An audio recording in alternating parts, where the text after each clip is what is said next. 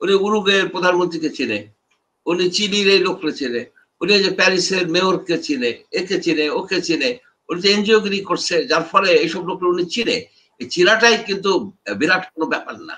উনি কি এই আমেরিকান রিপাবলিকান যে ট্রাম্প অ্যাডমিনিস্ট্রেশনের হাই লেভেলের কারোর সাথে একটা মিটিং সেট করতে পারছে, মিটিং এস্টাবলিশ করতে পারছে, মিটিং সেট করতে পারছে?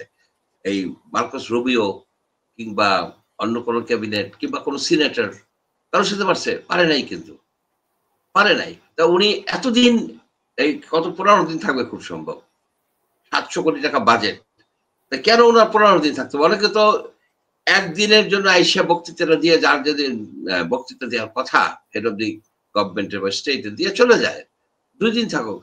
এতদিন ওনার কি ওইখানে করতেছে কাজ?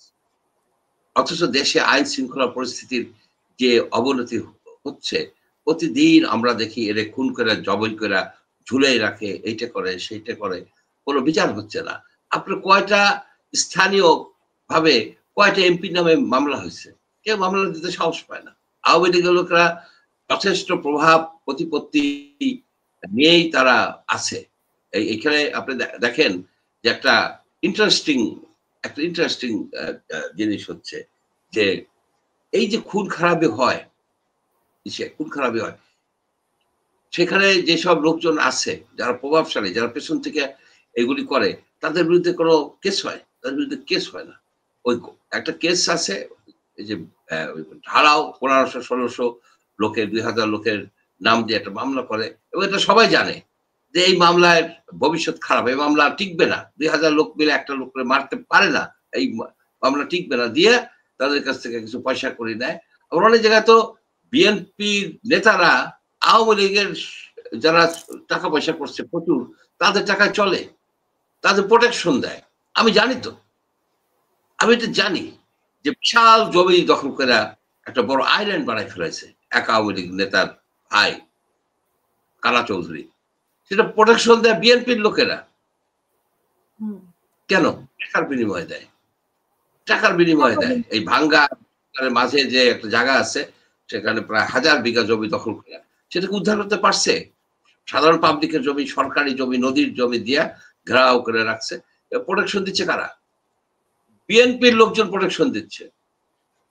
কেন দিচ্ছে? টাকার বিনিময়ে দিচ্ছে। এই যে অবস্থাটা চলতেছে, ইউনূস সাহেব কি তার কোনো সমাধান করছে? সে ট্রাইব্যুনাল করছে, প্রত্যেকটা ডিস্ট্রিক্টে একটা করে ট্রাইব্যুনাল করে এই সব আওয়ামী দুষ্কৃতিকারীদেরকে যদি জেল দিয়ে দিত, 5 বছর, 10 বছর, 15 বছর, যে কয় বছর যেটাই হোক, জেল দিয়ে দিত, তাহলে কি হতো জানেন? দেশে শান্তি আসতো, এবং লোকে মনে করতো যে হ্যাঁ, আমার উপরে যে অত্যাচার করছে আমি তার বিচার পাইছি বা পাচ্ছি। এখন দেখতেছি কি, সেই জন্য লোকজন কিন্তু অনেক তারা নিজেদের হাতেই কিন্তু আইন তুলে নিচ্ছে, যেটা হচ্ছে ভয়ঙ্কর।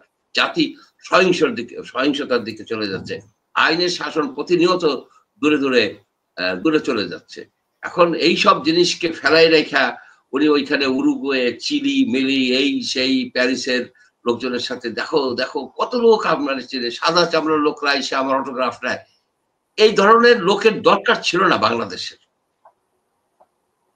বাংলাদেশের জন্য দরকার ছিল একজন সাধারণ বুদ্ধির শক্ত সমর্থ লোক, যারা এই শেখ হাসিনার যে দুষ্কর্ম, যে দুঃশাসনের বিরুদ্ধে একটা প্রতিরোধ গড়ে তুলতে পারত, একটা সুন্দর ইলেকশন দিতে পারত, এবং যেন নতুন করে আবার যেন এই ফ্যাসিবাদের উৎখাত না হয়। আপনার শেখ হাসিনার ফ্যাসিবাদী আমরা উৎখাত করলাম, কিন্তু আর একজন যদি এসে এরকম ফ্যাসিবাদী কায়দা কানুন করে, তাতে তো কোনোই লাভ হলো না, সকলে গরল ভেল হয়ে গেল। এই জিনিসগুলি আমাদেরকে, আমরা কিন্তু সেটা আর সংস্কারের কথা তো বললো, কিন্তু সংস্কার তো করলো না, এখন নির্বাচনের ট্রেনে উঠে গেল।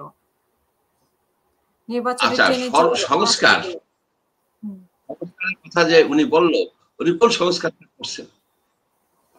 আপনার নির্বাচন কমিশনের সংস্কার করছে না, যে এইভাবে নির্বাচন কমিশন গঠিত হবে? উনি ওনার চিটাগাঙ্গের এক লোককে চিফ ইলেকশন কমিশনার কইরা শেখ হাসিনার যে আইন, সে আইন অনুসারেই উনি তাকে করে ফেলছে, এই একটা কমিটি, নির্বাচন কমিশন গঠন করছে। এই যে ব্রিগেডিয়ার সাহেব বললেন না যে এই বিভিন্ন কমিশন, এগুলি কিন্তু অ্যাকচুয়ালি কমিশন না। এই যে গুম কমিশন বলেন, এই যে পুলিশ রিফর্ম কমিশন, এই যে বিভিন্ন কমিশন, বিডিআর কমিশন, এগুলো কমিটি